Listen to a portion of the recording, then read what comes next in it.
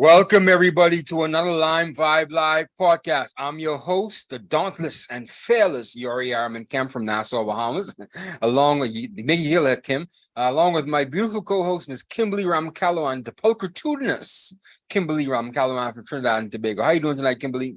I'm all right. I'm just flabbergasted by that word you just said. What does that mean, by the way? Pulchritudinous, beautiful, lovely. That's something twice. Yeah. Yes, pulchritudinous, yes. So thank you once again for joining us. And if you have not done so, please like, share, and subscribe to our YouTube and Facebook page as LimeVibe77 on YouTube and Facebook. Please like, share, and subscribe to all of our videos there, please. That helps us out a lot with sharing the message. And also, there is a donate link inside the description as well. So please, whatever it moves your heart to donate to the show, it really helps us to keep the machine going. So please donate to the show. And don't forget to like, share, and subscribe to LimeVibe77 on Facebook or YouTube. There we go. That's out the way, Kim. So Kim, what are we talking about tonight, man? What's happening? What's going on in Trinidad? Everyone's preparing for CARICOM. That's starting next weekend. Over the weekend, they're going to have the 5K and 10K races in Chaguaramas and in Port Spain around the Savannah. So all eyes on that. Today we had Parliament where our Prime Minister made a declaration, a brave declaration, but he can do so in Parliament because he has parliamentary privilege. He shared that he will resign if the Tobago House of Assembly, if they challenge his motion to put in place an administrative person in charge of the THA, something like that. If they win, he will resign. Oh, well, he will resign. Yeah, that's so pretty strong stuff. He's talking big. Talking like a big shot. See, yeah. You didn't tell me I didn't have my hat on, Kim. Why didn't you tell me I didn't have my hat on? You're not supposed to see my hair. I forgot my hat. I apologize, viewers. I apologize. I forgot my hat. So please, my hat's back on now. Now I feel clothed for the night show. Yeah. So our Prime Minister is talking big. Yeah, he made that announcement in Parliament today. So everyone, it was something, he could say that if he likes. We don't know. I guess he's really confident him winning at the courts, Oh, that sounds like a Freudian slip too, Kim. Sometimes these guys say things and their colleagues are telling him behind his back or telling him to his face and behind closed doors that, perhaps you need to step down, Mr. Rowley, Dr. Rowley. I don't think so. I mean, I really don't think he would resign just yet. So he has a way, saying things. But he the whole issue with how the Fali Augustine took the elections. Remember, the PDP won and resigned from the party to become independent. And they questioned the legitimacy of them being there because they would have been mandated to office on the PDP ticket. They're actually calling for elections or calling him to step down. But he is actually saying they're saying that the reason Dr. Rowley is doing that because a friend of him, he's actually, they've accused the Prime Minister of allegedly interfering in the process of hiring this administrative person to the and they say if it is found that he has any matter or any handling in it, he will resign. Okay. That's not like a bunch of slurs going back and forth. It sounds like some interpersonal small politics going on there in Trinidad, Kim. And you're saying that in the House of Parliament today. So that was the big news. That was our top story tonight. Yeah. It would be, but it's well, I wish him all the best. I know he's not going to step down. It's probably only saying that, right? So other than that, man, what else is happening, man? And not just in Trinidad, but around the region. What else is going on? Did you hear this thing about Andrew Fahey, the former British Virgin Islands premier? Yeah. Apparently, his co-defendants, they moved away from him. They decided to turn state's evidence. The Oline Maynard and the Kadeem Maynard. Oline Maynard, of course, was the former comptroller of customs. Right. She decided to step down and let, Mr. Fahey, fend for himself. Of course, he pled not guilty, but they pled guilty, so they pled it out. and they don't want to fight the feds, because they're up against the feds. This isn't state justice. This is the feds, U.S. federal government, where they have 95% conviction rate. So they're in jail in Florida right now. Yeah. But Mr. Fahey, he's on house arrest with his daughter, apparently. So his daughter is taking care of him. And so he's out, but they're in. And they turned state evidence against him. I think he's pretty much done. I think it's a pretty much, open and shut case. The United States really don't care for, political leaders like that from any other country. If you've committed a crime inside the United States, then more than likely they're going to get you. And so I think it's just a matter of time before he actually, is found guilty, unless it's something egregious that happened. And I don't see anything egregious being in this mix, unless he was totally set up by Miss Maynard and her son, and he had no idea whatsoever. I doubt that. The evidence is pointing pretty clearly towards him. I don't want to convict him. But anyway, it's still a matter in the court. So let the court play out, But I think it's pretty much a wrap. Yeah. Because the United States killed Saddam Hussein. You think he cared about Andrew Fahey, a British premier of the British Virgin Islands for dealing drugs? They got Manuel Noriega from Panama back in the 80s. No, back in the 90s. Sorry. So they don't care about Andrew Fahey like that. Especially he's black too. The least of their issues, the least of their problems. Yeah, of course. They've got to deal with Putin and what's his name? Zelensky and those boys. So yeah, they got bigger fish to fry. Exactly, definitely. Yeah, well, how do you feel about Fahey being over there in the United States? You think that they're treating him fairly? They're giving him I think they're being very kind to him, Yeah, I mean, if you were caught doing such bribery and collecting money for drugs, it says something about you. You do the crime, you do the time. Yeah. Right? I agree. And those guys, the customs officer and her son, they if they were involved, they're doing their time as well, right? Yep, indeed. And she's a customs controller, man. So that means she has access to all the ports in the British Virgin Islands. So if anyone who should be guilty, it should be her. Corruption at the top level, if it's proven to be that they're found guilty, it just looks bad. It just looks like a bad case, But even before that, the Governor General of the British Virgin Islands was trying to get rid of him from before he actually went and got in trouble inside the United States with this drug case. He was going back and forth with the former Governor General Jasper, I think his name was. Yeah. Governor General Jasper. And they had this huge war of words in the public. Huge war of words, And, it just so happens that he was bad news. And I guess Governor Jasper was right. Governor Jasper was right, calling him corrupt, and he ran a corrupt organization and administration. So that speaks more to Governor Jasper as well. How'd you let Andrew Fahey how'd you let any prime minister or premier of British protectorate get that far? And you're the Governor General. You report back to the Queen at that time. Exactly. How did they get that far? If anyone else's name, it should be you. So of course they had to move Governor Jasper from the island, from the colony, because that didn't look good. It looked nasty. It looked like Governor Jasper had no control of that place. And of course he wasn't supposed to, right? It's supposed to be Andrew Fahey was supposed to have control of the Premier, and Parliament was supposed to have control of the islands. But still, Governor Jasper was causing trouble, and he shouldn't have been back in the war of words with Andrew Fahey in the first place. He was supposed to report that to the British government, and the British government was supposed to deal with that on that island, like how they would deal with any other city, any other township in London or Central England, any other township.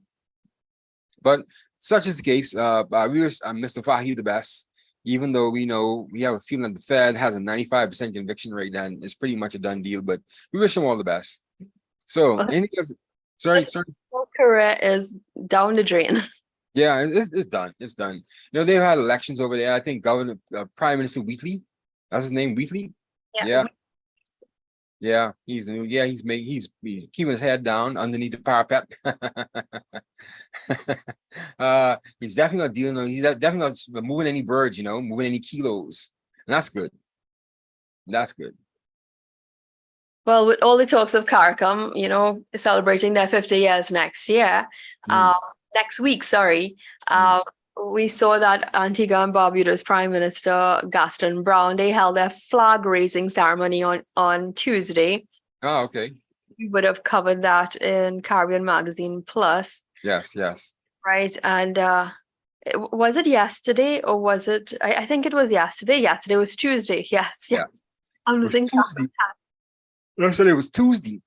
Yeah, it was Tuesday. So they held their flag raising ceremony, and he made some interesting comments in going back to the foundations of CARICOM with the West Indian Federation, where those 10 groups of leaders, the territories at the time, back in what year was that? That was what, 1956 or 1958.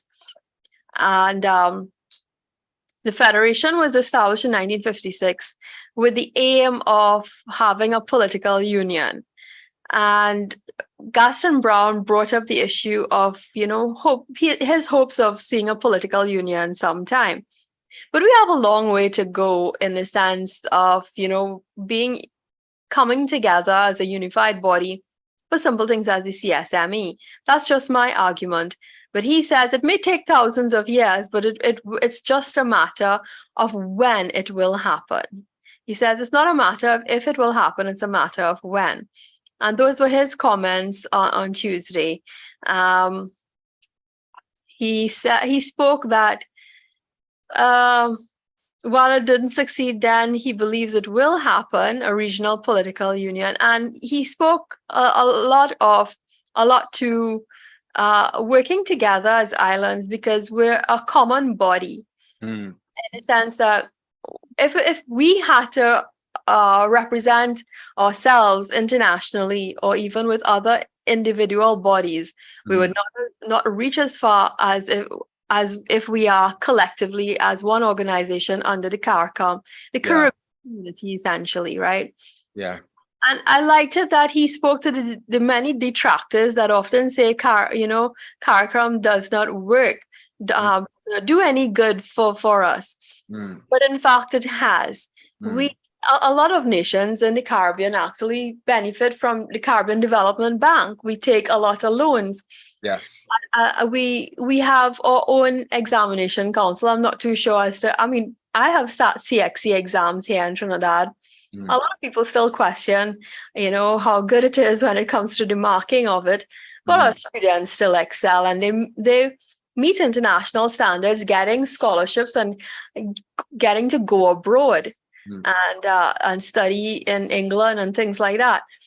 Apart from that, we have SEDIMA. He pinpointed the agencies like SEDIMA and CARFA, which would have been pivotal when it came to handling the pandemic and having a regional response to the pandemic collectively. They would have put forward guidelines to help our ministries of health across the region as to how to deal with this virus.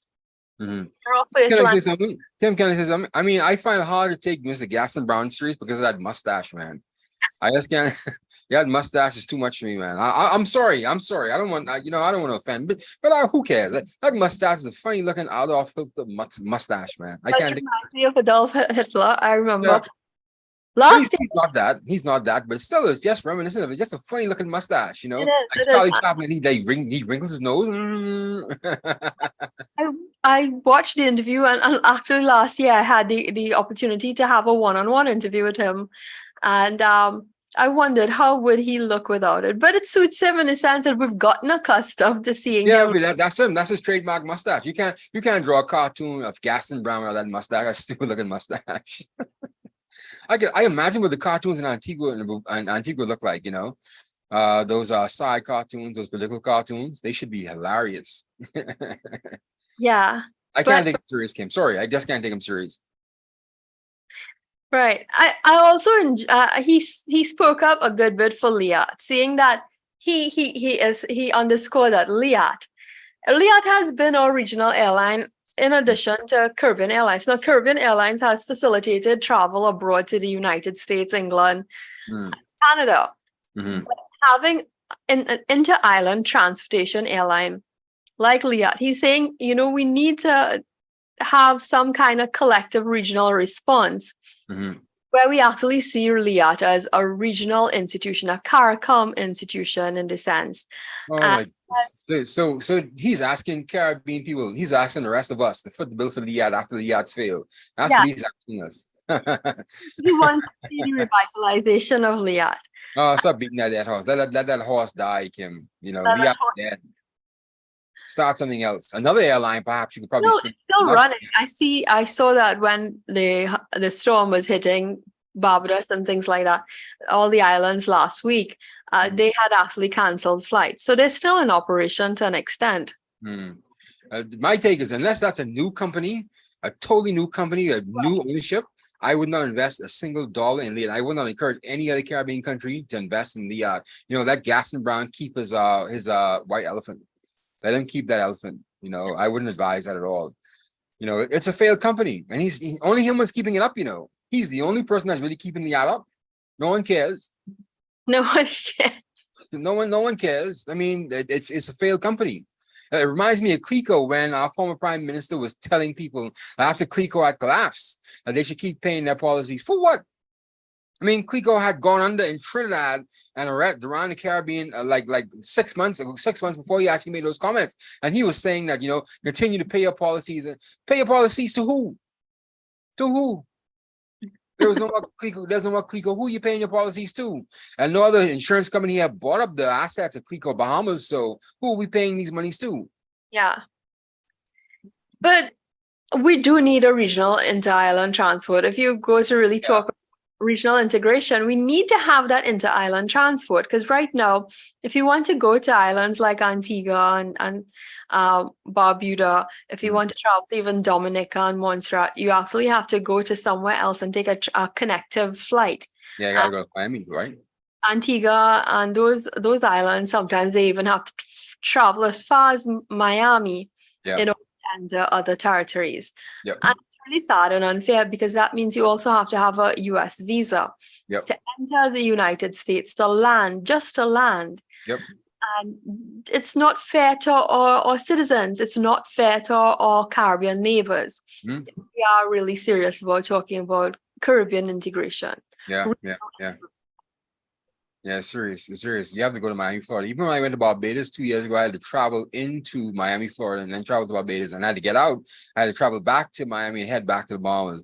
I have to do it every time, It's not comfortable. Maybe we should designate one of our islands to be like a regional hub, be a Caribbean hub, whether it's Jamaica or Trinidad or something of that nature. One of the islands should be an aviation hub. So we don't have to go back and forth to Miami. So we all said that, hey, the U.S. Virgin Islands or the British Virgin Islands, they're going to be the regional hub for the Caribbean, where all these flights stop into this particular country to go to another Caribbean country. That's what we need. I'm seeing that there's a ferry, a Caribbean ferry that has been started by Torstein Sund, I believe. Windward Ferries Limited, basically. And they've actually decided to promote inter-island transport, at least as starters in the southern eastern Caribbean, which is Trinidad, Grenada, St. Vincent, Barbados, and St. Lucia. And you're actually allowed to carry your vehicle on board. Oh, okay. And dock across. So you don't. That's really cool, though. I'm not sure as to what legislation allows us to enter those territories with our number plates and move around. Yeah. That's gonna doing something like that. Yeah, that's gonna take some doing. Yeah, that's gonna take some doing. Unless you probably relocate to one of those islands, and that's fine. Yeah. Relocating, that's fine. Then you don't need your old plates anymore. You got to get your car license and inspected in that new jurisdiction, which is understandable. I understand it. It's something in works. I know we have spoken quite a good bit about it, that there is an inter-island transport that's actually coming out from Barbados. They're looking at setting up the legislation and everything that is needed for that kind of transport. Okay. It will be dual transport, because you need to have dual transport, not just for carrying people, but cargo as well. Yeah, shipping, yep. Trade, which is vital to all the economies. Look forward to really seeing that interconnectivity happening soon. Yeah, someone making it work, Yeah. Making it work, yeah. Yeah, Even though there's not much to trade between these islands, but at least let's try to see if we can make something work, you know? I know at least there's a lot of food crops that are traded among the islands. Hmm. Us here in Trinidad, we depend on Grenada and St. Vincent for a lot of root crops and bananas. Okay. Bananas and or provisions like yam and eddos, they come from those islands. Okay.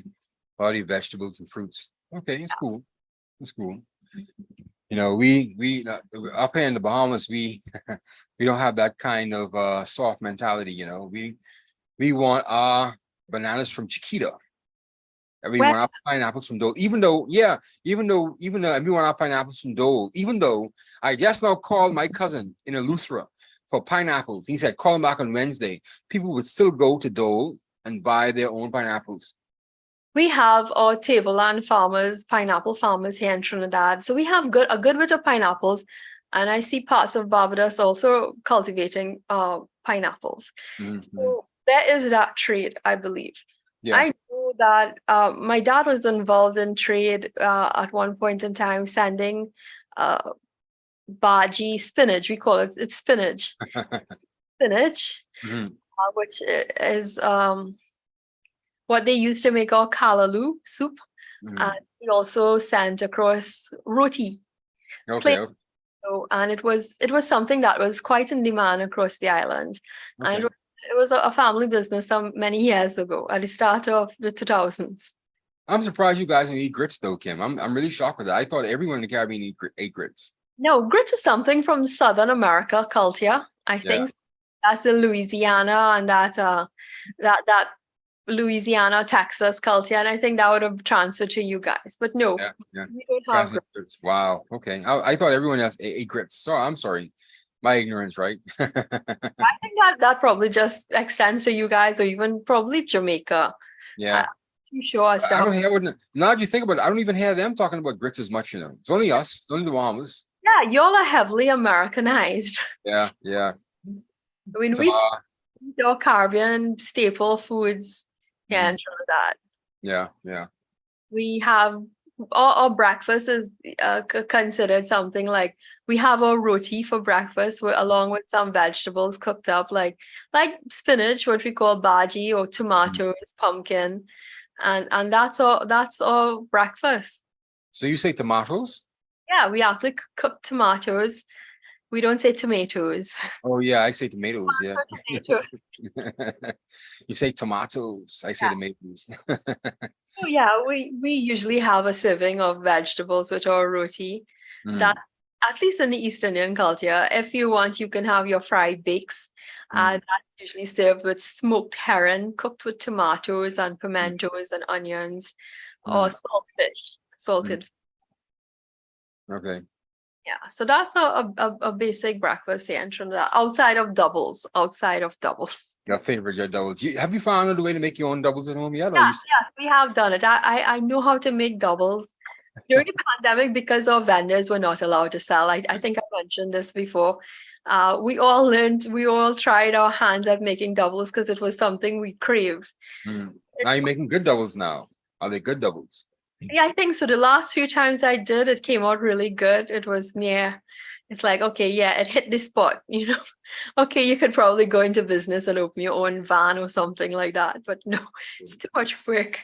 I respect my doubles ladies and my doubles men selling by the street sides. I'll leave that for them to do. Okay, that's good. That's good, Kim. So you've crossed your doubles hurdle, your double hurdle. And now you do your own doubles now. You feel so proud of yourself, don't you, right? I did feel somewhat proud. I did post up on my social media, hey, I made doubles, and I got commendations from my friends. Hey, it looks like the real thing. I'm sure it is good, you know. Hey, speaking of doing your own stuff, I made some mango juice over the weekend, and trust me, it was bloody well good. It was damn good, Kim. You know, tell your mama she was lying to the church when she said she makes the best mango juice, because Yori Kemp makes the best mango juice. That's something in Bahamian culture, right? Yeah. I makes the best. I make the best mango juice, man. I still got plenty. My tree bore so much this year. I had mangoes to get everybody, man. I couldn't eat them. I still got a whole bowl full inside my fridge right now of a whole huge bowl full, brimming over to the top. I have mangoes every morning, man, and plus mango juice. I guess it's too much, man. But I love them though. You know that eating the skin is actually anti-aging, right? You know something? I felt the hankering to eat the skin, but I said no, I was being too greedy because there's a lot of mangoes. I really don't need to eat the skin. But I felt the hankering to eat the skin. You know, Yeah. I did. I And did. Trinidad, we actually eat the skin as part. Okay, so I told you how we make our chow. You've seen me post up Yes. mango chow, but Yes. it's like the half ripened mangoes or even near green. Mhm. We actually season it with culantro, which is a really strong cousin of cilantro. Mhm. Hot peppers like the Scotch bonnet, but we Mhm. use a little more hotter peppers. You know, we have this Moruga scorpion and things like that. Use vinegar? And no, salt and garlic chopped fresh. Wow. Okay. Those four ingredients, I think, and you toss it together, and it's good. It's like a kind of a fruit salad, a spicy fruit salad. Okay. That sounds like something I can make here then. Yeah, you can definitely make it yourself. You I'll have make I'm gonna make a bowl of chow and teach you with it. yeah, I long for you to see that. Let me know how it tastes. Yeah. Just send me the recipe in WhatsApp, and I'll make a bowl of chow tomorrow. Because guess what? On top of my bounty of mangoes, my regular mangoes, my neighbor gave me about 4 or 5 mangolas, the big ones, the big fleshy ones. So Uh-huh. I've got mangoes on top of mangoes, man. I've Yeah. got I got some pineapples coming in on Sunday for my cousin. So yeah, everything's looking good, man. And All you need now is my dillies, my dillies, and my cocoa plums and my sea grapes. That'll be in hog heaven. what's your cocoa plums? Let me hear. Oh, cocoa plums, they're the small little black little, they almost look like little currants, but they have seeds in them. Okay. Little black seeds, almost like cherries, but they're really black and they're sweet. And they're Okay. very, I very think we sweet. call that series here. Inside Which color one? yellow, and No, you pull they're it. black. No, they're black. And they're white on the inside. They have a black skin, they're white on the inside. Inside here in Trinidad, we have something called series. Mm, Outside is black, inside is yellow with a whole set of seeds. yeah. Oh no, this has one seed. Cherry. This has one seed. We actually call it a cherry here. Oh, cherries. Oh, you call them cherries. No, these things don't taste nothing like cherries, man. These things almost taste like they almost taste like figs, to be honest with you. Figs. Figs. Okay. Yeah. That's surely, yeah. Yeah. Yeah, cocoa plum. I'll share a picture right now, actually. I would like to share my screen again. Oh shoots, that's a video. I don't want the video, I want the picture, man. I'll look it up. I'm gonna share it right now. I'm gonna share it right now with the public so everyone can see what a cocoa plum looks like. What I'm talking about. Share screen. Share screen. There you go. Oh shoots, no, not that. Oh my goodness, what am I doing? Share screen. Can you see that? Yeah, I'm seeing that. Oh, that's a seed. Yeah. Cocoa plums. Okay, yeah, that's totally different from what we have here. Yeah. And they taste wonderful, man. But you know what sea grapes are, right? Yes, I know about sea grapes. Yeah, I need those, man. I'm seeing that red thing. It looks like what we call fat pork. here in Fat pork? Yeah. What you mean? Fat pork is a fruit in Really? Trinidad. Yeah. Call it fat pork. Wow. Yeah. It has a look like it. I've never had it though, but that I think it's white inside. Okay. Gets pink. But right now we have an abundance of local fruits. Right now I have my pomerac tree bearing. I think you know what pomeracs are, right? Yeah, no, not I don't actually. I think they have another name for it. It's called a Malay apple, A Malay apple. right? So we have pomeracs. I have 5 fingers, which is the carambola. Yeah, we make tea out of that. Oh yeah, I've seen this before, but we don't have it here though. We don't have this here. So you know, in Trinidad, we make chow out of almost every fruit, from citrus, mangoes, pineapple, the pomerac, the plums. We make chow with anything like that has that tangy taste to it. So chow is just the name. I thought chow was just for mango. So chow is like a thing. You can make apple chow. You can make orange chow. Chow, yeah. When I could not get mangoes, I made chow out of green apples. Yeah, that's Pomerock. I have a tree like that right now. Okay. Okay, yeah. And tangy at the same time. Okay, no, we don't have them over here. Yeah. So that's one of our local fruits, and we're having a time making chow with almost everything. I'm so greedy that I will mix the mango, the pomme I will mix, if I happen to get governor plums and Pomerock, I will mix it all, and I will down with that entire bowl by myself and have it. You're a chow woman. Yes. Chow is like a cure, especially if you got the flu. You know, that the salty spiciness with the fruit, the vitamin C from the fruit will help you. I think it helps. Sometimes you have that malaise feeling from having the flu. That will actually help that. It'll restore taste to your mouth. You have a heavy tongue. You have to clear your sinuses. A chow will definitely be the cure. And I guess the trick with chow is really the garlic, isn't it, right? No, it's the salt and pepper. Salt and pepper, okay. But what enhances it is the garlic and the cilantro bandania, which is called Sharon Benny. And that grows like wild herbs here. That grows anywhere. Okay. In our yard, we can actually find it there. Just make sure the dogs or the frogs have not done it. Or the frogs will destroy them? No, they will, if they defecate or anything on it. Oh, yeah. Frogs, yeah. We have cane toads here in Trinidad. We have some huge suckers. I hate them. They're poisonous, aren't they? Yes, they are. They if your dog comes in contact with them and they blow in their face, they will start frotting. Wow. Are they indigenous to Trinidad or are they invasive? They were brought in here. They're called the cane toads because they were brought to kill some invasive species. I think it was the locust, to help the locust population and the cane fields of sugar cane. And they became invasive. They became so much. So it's rainy season, so you're seeing them all over and you're going to be hearing them. Wow. Hate them because they grow really huge. They're big toads. And they will come and bully you. So I told you I have a feral colony of cats here, and they will actually come and bully them during dinner time. Wow, the toads bullying the cats. Yeah, so we actually have them. Well, they've gotten accustomed to us, and now they come and they feed on the counters in the laundry area. So we had a small invasion of cane toads about 6 years ago, and the health authorities, they went ballistic here. They say, oh, cane toads, they're poisonous. They send the country into a panic.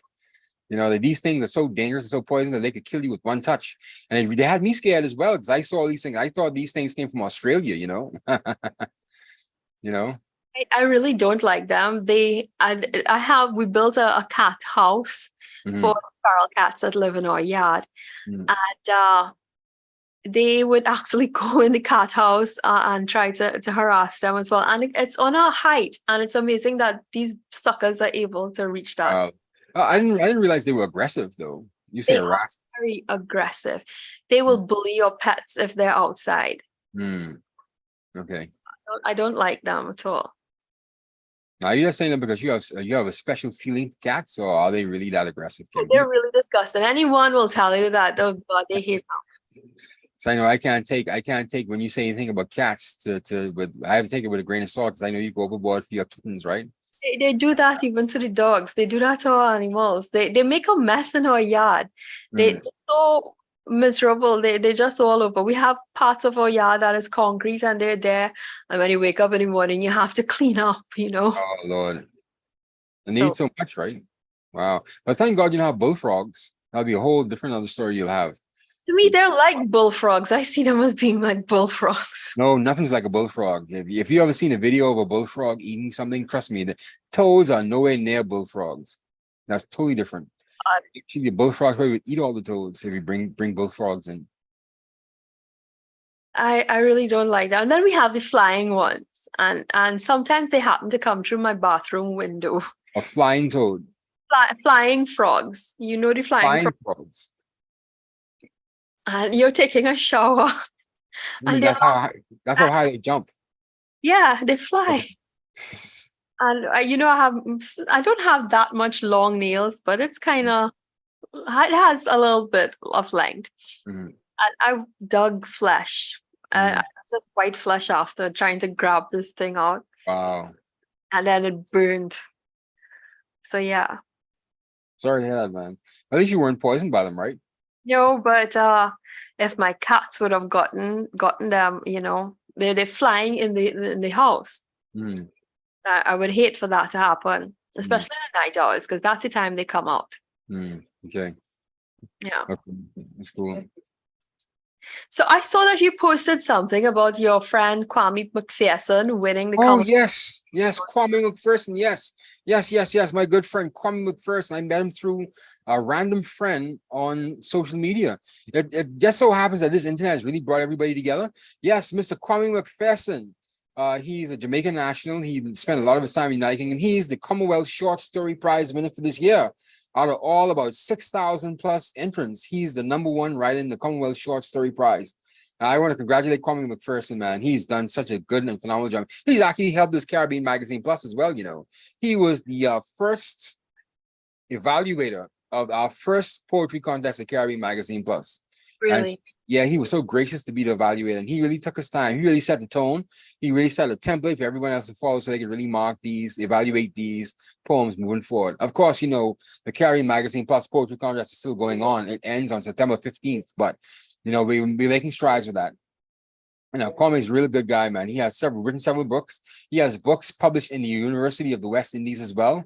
He talks a lot about men's mental health and mental health in particular. And he's a real good guy, man. Kwame McPherson, real humble spirit. You know, I'm really proud of him, man. Apparently, this was his 8th time. This is his 8th time, you know, And entering into the short story competition for the Commonwealth Short Story Competition. This is 8th time. I guess 8 times a charm, you know.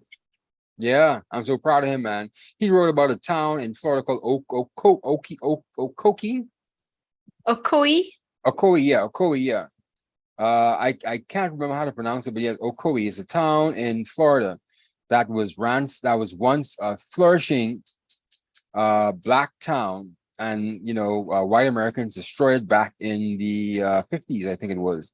Something like how they did it in back in the 1850s. Now I'm reading a story right now. If you go to Wikipedia, it's Ocooe.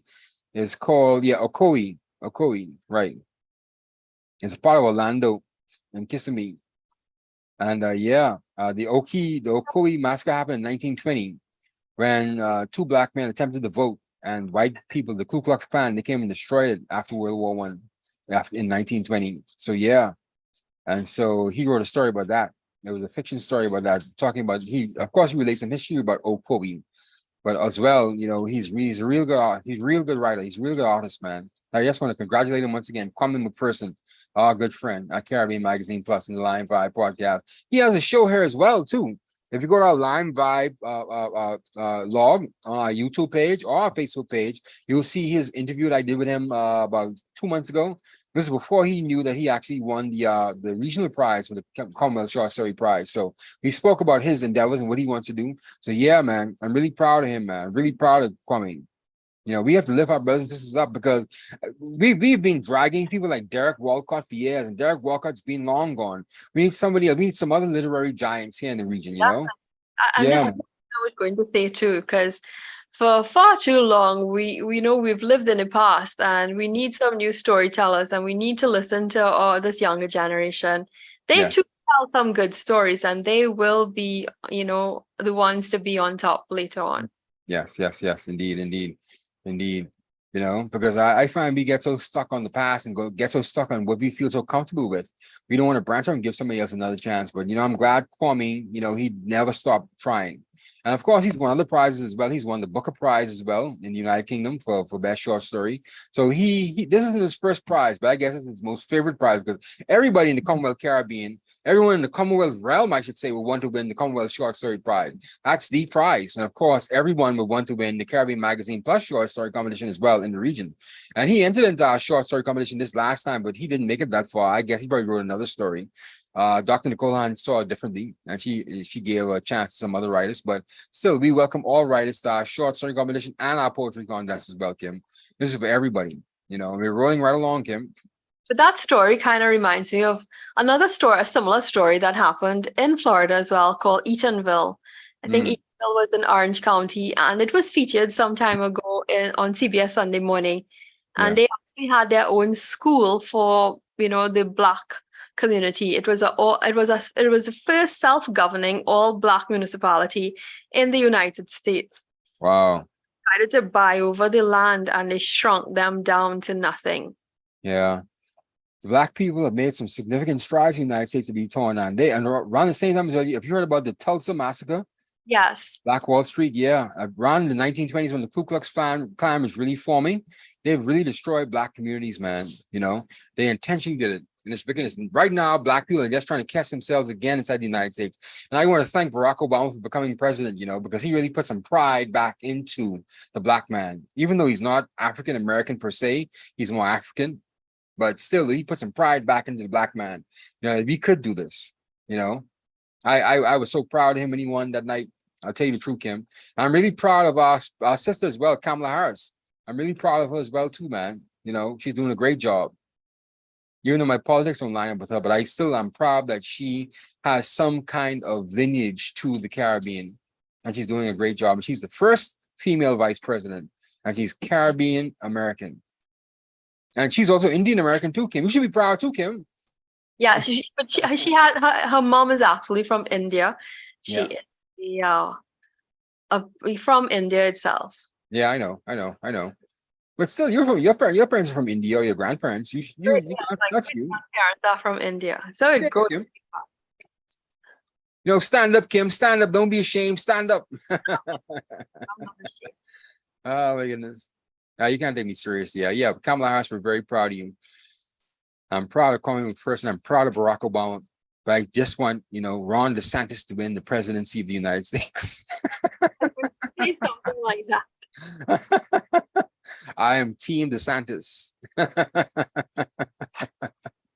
Oh my goodness. No, I don't care really, but I really like DeSantis though. But anyway, I shouldn't get involved in American politics. I have my own politics here that I don't really focus on either. When people talk politics around me and around me, and just even though I ran for office, I really don't care for it, Kim. It's like, oh, you're talking with these guys. I mean, there's so much other things you could do with your life besides from being focused on these people, because they have jobs, believe that or not, and their job is full-time governing us. So please leave those people alone. Anyway, I'm getting sidetracked, right? I could get sidetracked and go into a rant. My first rant. Kim, you have not congratulated. I have not ranted for the night yet, but it's still only 9:12. I can have a rant. You have to say something that triggers me, Kim. Say something that would trigger me.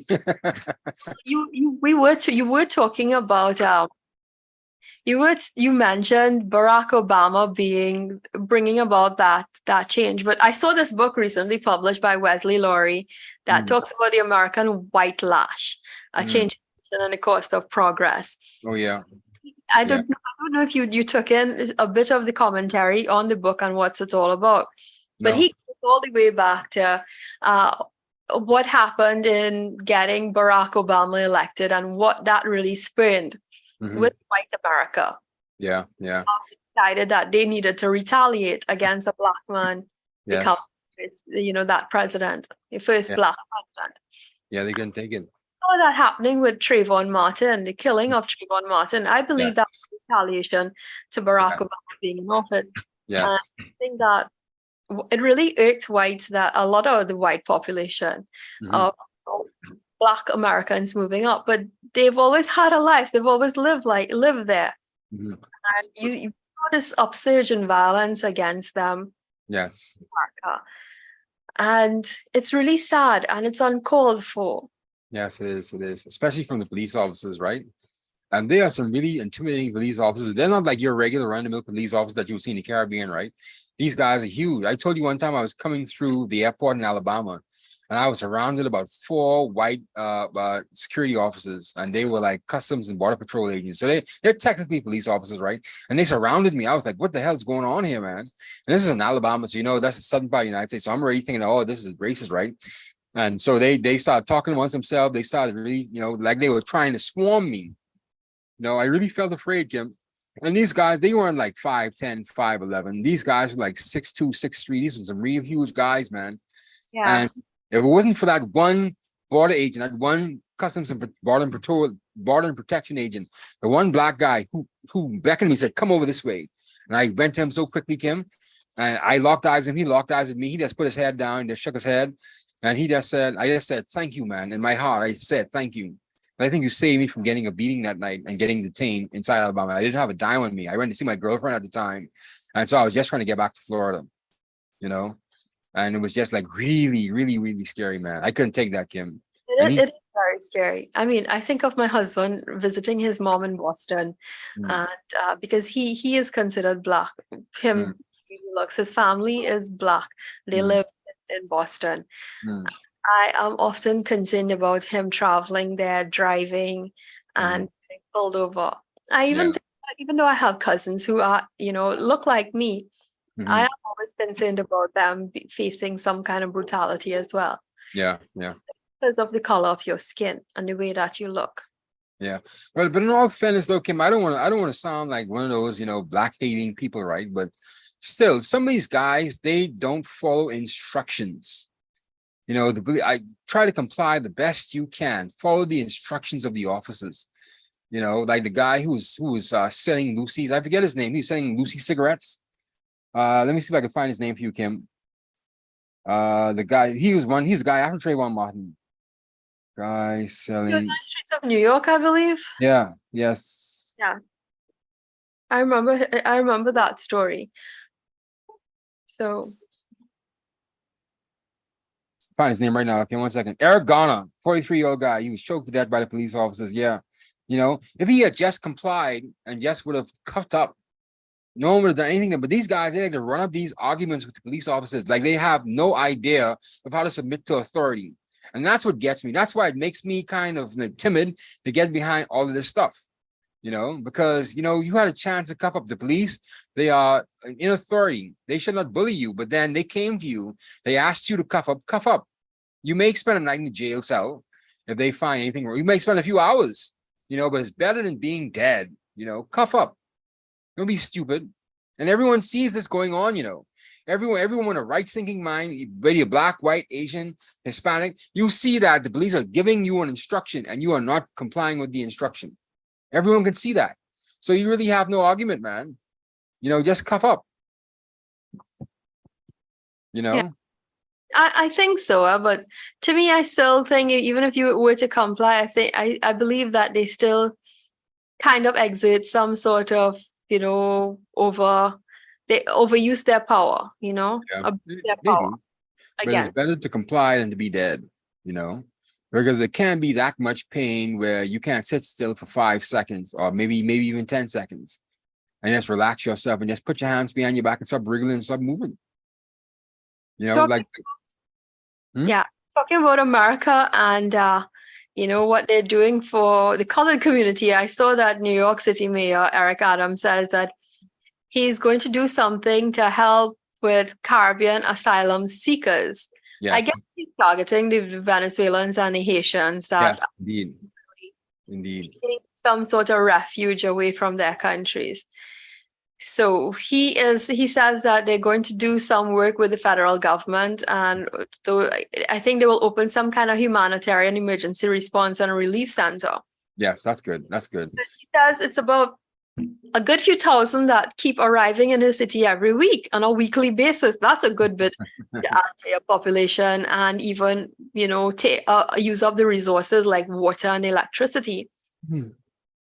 So you're having to deal with this growth in population. That's good though, Kim, because it comes hand in hand with the U.S. federal order that they passed last year that's allowing for better access to Haitian migrants in particular to actually apply for citizenship. They're giving them almost like a clear pathway for citizenship, especially those Haitians that are already in the United States. And so, this goes hand in hand with that. So, the mayor of New York, he's really going above and beyond, really trying to make it, welcoming for these migrants who really need that fast track to get into the United States, which is good. That's there's about 50,000 asylum seekers already in their care. And they're expected to have 81,200 asking for help since of spring. So that's a good bit of people. That's over 100,000 right there. Yeah. I can't believe I can't believe the United States is having politics on this, because remember back after the Second World War when they opened up the arms to all these Polish people and these Italians. So why is it now that blacks and Cubans and Hispanics, they want to come to the United States as a problem? I don't know. I mean, and even back then they had some issues between the Italians and the Irish. So you can't say because they were white they did anything better for your town. You would have gotten the mafia because of that, right? And the mafia is American culture, man. Mafia is American culture. With us, that we call them gangs, right? They're just as good as gangs. They're Yeah. gangs. The Yeah, mafia gangs. is a gang. Organized gangs. Yep. Exactly. So saying no to I mean, you need to probably screen them. Of course, good screening helps. Yeah. And keep an eye on them for a period. I'm not sure if some kind of, how would you call it, probationary period should be allowed for these kinds of migrants. If you're coming in, you're going to be under probation, just like those green card holders. And before you become a citizen, you are monitored. Yeah, just don't let the Tauntaun Macoute in. What's that? The Tauntaun Macoute, remember that? The Tauntaun Macoute. Am I telling my age, Kim? I guess I'm out of the loop, you know. Or Tauntaun Macoute is a Haitian gang ordered by Jean-Claude Duvalier. It was a secret police by Papa Doc Duvalier in Haiti, and they were organized in bringing terror to the population in Haiti. They were making people disappear. It was almost like a secret armed force inside Haiti. But they took the orders from Papa Doc, and they took the orders from the dark side, right? It was some kind of spiritualistic, kind of Obeah, ritualistic kind of gang as well. Let's search up Tauntaun Macoute. That's Tonton Macoute. You ask any Haitian about the Tauntaun Macoute, and you see a blood run cold. It was a Haitian paramilitary and secret police force created in 1959 by Papa Doc. Haitians named this force after the Haitian mythical boogeyman, the Tauntaun Macoute, Uncle Gunny Sack, who kidnaps and punishes unruly children and snaring them in a gunny sack before carrying them off to be consumed for breakfast. And that's exactly what this Tauntaun Macoute did. They spread terror throughout Haiti. And this is how, Papa Doc kept a stranglehold over Haiti. This secret paramilitary police force. Yep. Right. Okay. Yeah. Ask any Haitian about Tauntaun Macoute and see the blood run cold. You may get shocked. Because you all have that Haitian community in the Bahamas. Oh, yeah. And they cause problems, They cause problems here, Kim.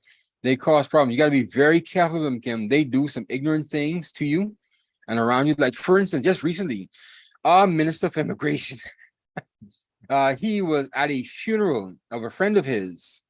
And what he told reporters was that, well, first of all, he was recorded on tape at that funeral, granting citizenship to a Haitian lady. Right, he was recorded doing this, and apparently this is supposed to be out of protocol. It's supposed to be improper, right? Because it's supposed to have some sort of procedure. They're supposed to come to the immigration office. They're supposed to have some sort of swearing in, right? So his thing was he was recorded there, and someone recorded, and the recording went viral. So this is the kind of thing that they do to you, Minister Bell went out of his way to talk to these people, and what they did, they recorded him, they set him up. He went on his way to help these people. Apparently, the lady he was granting citizenship to was the wife of the deceased person who asked him to give citizenship to that wife, but he didn't make it in time before the fella died, right? So he came and did it at the fella's funeral, and he gave her citizenship right there. But here's his excuse, though. He said that, when you grant citizenship like that, that's the end of the process. The application would have already been submitted. It's already been approved by cabinet. All he was doing, he was just issuing her citizenship. So he said. Well, I would think so, right? Yeah, but apparently that's not how it's been kicking off. It's made front page newspaper. It's made the front page of newspaper here that he acted improperly. And the former Minister of Immigration said that he's not supposed to do that kind of thing, and blah blah blah blah. Right? So it's up a political firestorm. So that's what these Haitians do. They set you up. They do stupidness, man. They do stupidness. Why would somebody record him doing that for that lady? He's trying to help them. He's trying to help them. And look what they did to him. Right? He had to go and explain and making up a bunch of stories. He knew the man from his deathbed. Oh man, he really went low for that one. That's a good one though. I like the way he tells stories like that. These unbelievable stories. So the man was on his deathbed and he had to, give a fulfill a promise to his wife. Yeah, dead men don't talk, right? I know, right? So we'll never get that story. I couldn't, when I was hearing him talk to the reporter, I couldn't stop myself from laughing. I said, man, my goodness, you're really trying hard to keep this job, boy. And what's that minister's name again? That's not Keith Bell. Bell. Okay, right. Keith Bell, yeah. Up with the foreign affairs minister. No, he's the immigration minister. The foreign affairs minister is Fred Mitchell. See, and that's another thing too. Was he supposed to be giving that person citizenship? Because from what I understand, the person who grants citizenship is the minister for foreign affairs. He grants passports and things of that nature. The immigration minister just works with work permits and temporary work stays. He doesn't grant citizenship. The Ministry of Foreign Affairs does. Right. So that's one big confusing thing. So that's one big story after the next. Oh my goodness. Anyway, that's for them to sort out, I just found it funny that I just wanted to make a point that that's how they set you up, Kim. They do some stupid things to you, man. They do some stupid things to you. Like, why would you record him at the funeral? He's helping you. He's helping you guys. Why would you do that to him?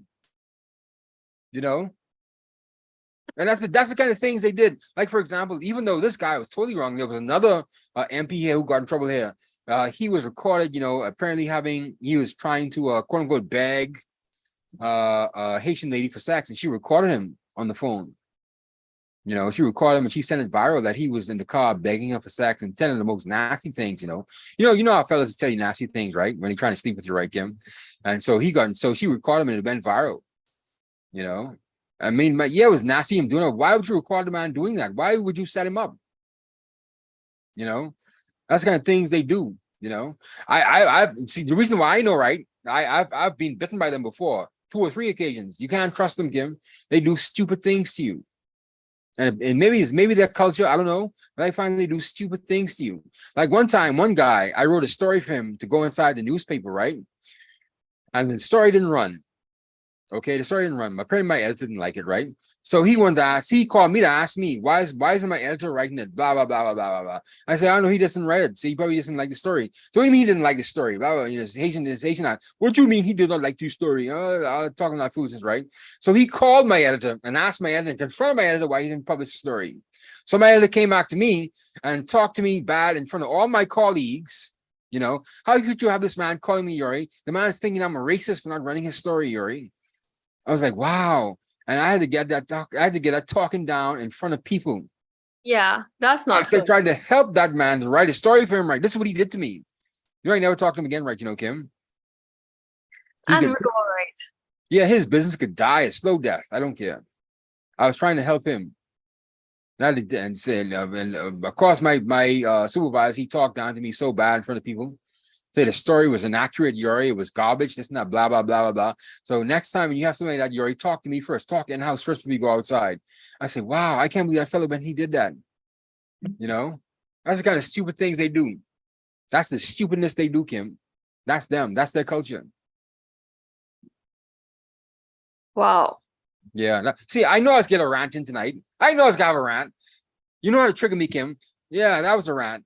I could have gone even harder than that, Kim, but I was just like, it was water under the bridge, It's just, these things are hilarious now, right? But just go to show you just got to be careful around them,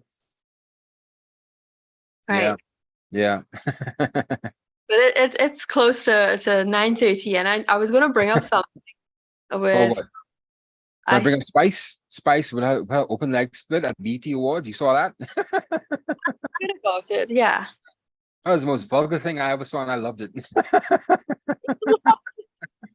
I don't guess how fat self could do that. I thought she was fat. No, you see, if you saw her, it was like, wow, I can't believe she could do that. Yeah, she got so fat over the last several years. I couldn't believe she could do that. But anyway, let's not diss Spice because I love Spice. Anyway, go ahead, Kim. No, yeah. We're coming to a close there, but yeah. She was with Busta Rhymes and they brought out, they hollered at being the biggest, best thing from Jamaica, right? Yeah.